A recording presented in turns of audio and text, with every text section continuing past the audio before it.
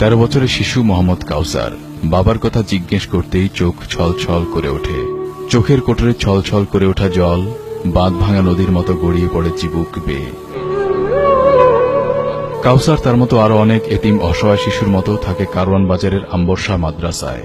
ক্ষুদ্র ব্যবসায়ী বাবা বেঁচে থাকতে ভালোই চলছিল সংসার, কিন্তু হঠাৎ করে পিতৃবিয়োগে অভাব নেমে আসে সংসারে।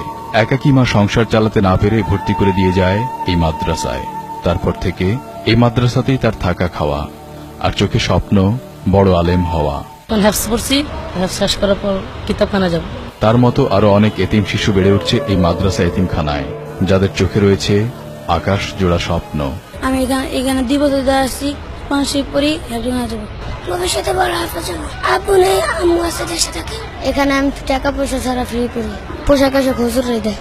এতিম অসহায় ছাত্রদের দায়িত্বে থাকা শিক্ষকরা জানালেন, এসব শিশুদের ভালো মানুষ হিসেবে গড়ে তুলতে দিনরাত পরিশ্রম করেন তারা। এখান থেকে হেফজ শেষ করে তারা কিতাব বিভাগে যায়, সেখানে যায় দাওরা হাদিস পাস করে এখান থেকে। আর মাদ্রাসা কমিটির সহ সভাপতি বলেন, বিত্তবানদের দেয়া অনুদানে ভরণ পোষণ করা হয় এতিম শিশুদের। এলাকার যারা আছে তারা বহন করে, আর কমিটির ভিতরে যারা আছে একটু বিত্তবান লোক আছে তারা দানের হাতও কিছু বাড়িয়ে দেয়।